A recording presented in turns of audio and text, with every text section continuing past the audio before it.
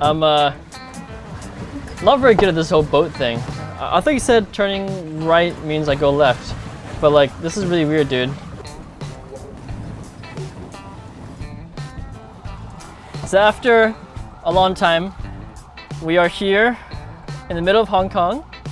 I have the Contax G2 with me, and then the G2 came out in the 90s. It was a controversial camera because it was supposed to challenge the Leica M6. And if you know what the Leica represents, the Leica is kind of like, you know, all manual, all the elegant stuff, all that bullshit. Contax G2 is made in Japan, not Germany, but it brought the same kind of quality of the Leicas with their amazing Carl Zeiss lenses, but it had a lot of electronic parts as well. Like it has auto DX reader, and most controversially, it has autofocus. So a lot of detractors can say that this is kind of like a glorified point and shoot, but actually this is one of the greatest 35mm cameras ever invented.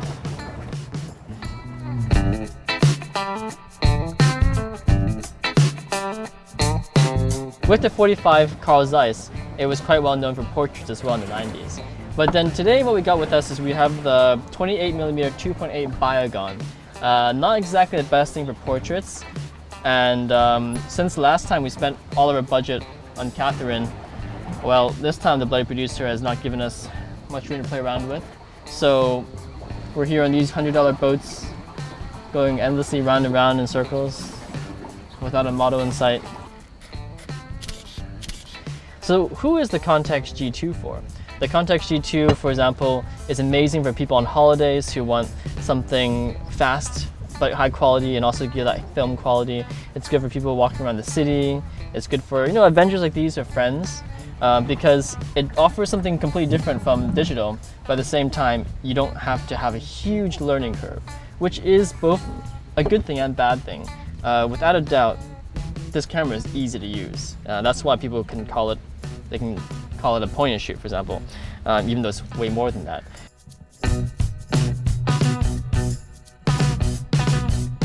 So one thing to remember about this is that even though we say it has autofocus, for people who are used to DSLRs and everything, we're not talking about like 155 points or like 77 points or even like 5 points. This has one single point right in the middle.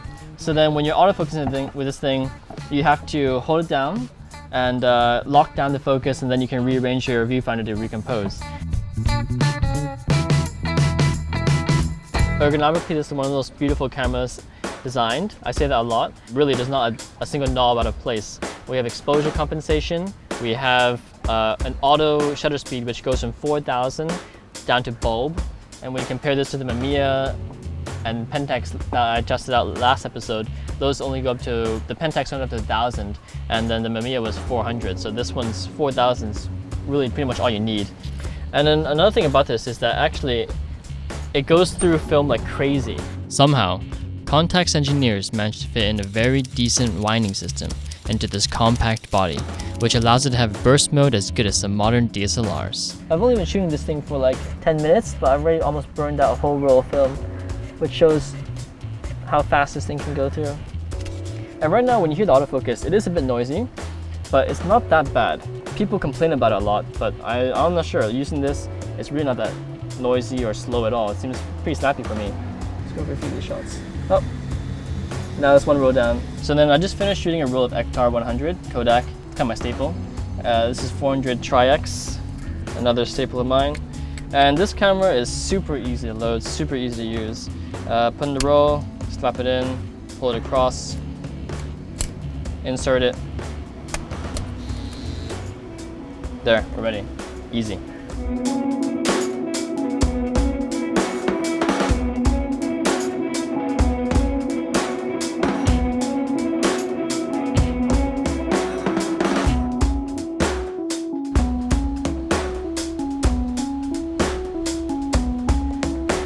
When Contax introduced the G2, it was in many ways an improvement over the G1, but both of them are like the love child between an SLR and a rangefinder. The question that many photographers have been asking throughout the years is that with all these bells and whistles, is the Contax G2 still considered a real rangefinder?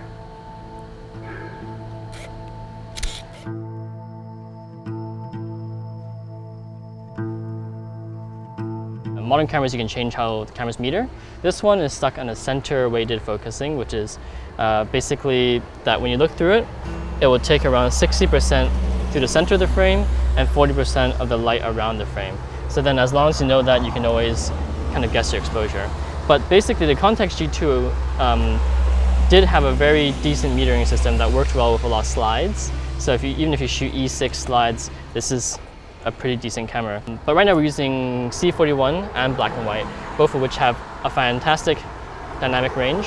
So I can shoot basically plus or minus or a few stops, and then it won't really make a big difference. So the Contax G2 comes from a more refined age, when manufacturers had more than a dash of romanticism, when they cared about more than just ISO and megapixels, because there weren't any, and simply just wanted to make the best cameras possible. Okay. So we're back down in Causeway Bay because, just like how we mentioned before, this is a rangefinder. So the whole spirit of rangefinding shooting is in the streets. And so what we can do is we can test out how well the autofocus does, because manual focus, if you fuck up, your fault. If this thing screws up, it's the camera's fault. So let's go see. One of the most heartbreaking things about Contax cameras are that they are so confident with their AF conformation, and in turn, you feel emboldened. You go on your trip, and you shoot 10 rolls of film, and then you come back, and then every photo looks like this.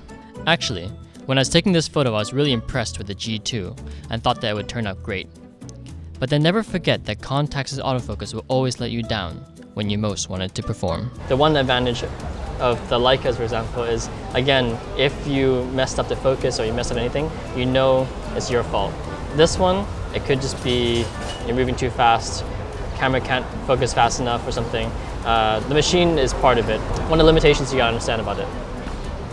So earlier we were talking about the whole question of, is this a rangefinder or not? And part of the answer to that lies in the fact that this uses a twin window rangefinder, just like manual cameras, but it does it electronically. And then another part is that it has full parallax correction. And what is that? For example, rangefinders aren't exactly the same as SLRs. SLR, you look through the viewfinder, you see through the lens. Rangefinders, you see this glass on the top. So what happens is, when you're looking at close perspectives, for example, you get parallax, which means that what you see isn't going to be exactly the same as what you get, right? Just because of the distance and things. This has full parallax correction. So then basically, the closer I get, the viewfinder actually does shrink a little bit to show what I am getting and what I'm not getting. It's a small detail, but Contax was a famous company, and it was an excellent company because they pay attention to these small details. As Warren said, this is full titanium, just like the T1, T2, T3, and the G1. It's beautiful. Every aspect completely thought through. No superfluous pieces, no extra bits. Minimalist, but perfect. I guess at the end of the last video, on the Pentax 6.7 and Mamiya 6.7, I wasn't entirely conclusive on which one's better for you or if you should buy them at all. With this camera, it's similar. I mean, like, without a doubt, this is an excellent camera, and it's been proven over years to stand the test of time. It's got beautiful lenses, some of the best 35mm lenses ever made, and the whole system is fast, compact, and everything else we said before. Is it good for you? Well, maybe after this video, the price might rise a little bit, but it's not, again, that expensive. And for the money you put into the system, 35mm wise, very hard to beat. The Contax G2 is more than a photographer's dream tool. It's also undoubtedly a connoisseur's choice, a camera that appeals to both reason and emotion. Logically, it's a more advanced camera than Leica M's rangefinders, with lenses that can rival the best Germany has to offer.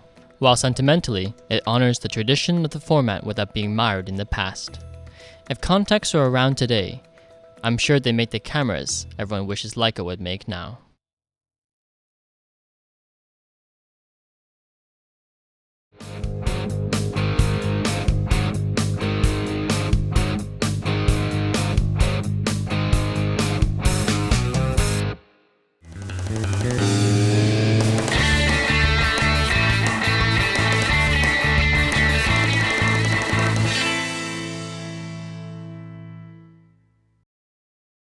So we're here today with the Contax G2 as I try to steer my way over to Warren. One thing which is pretty interesting about this thing is that even though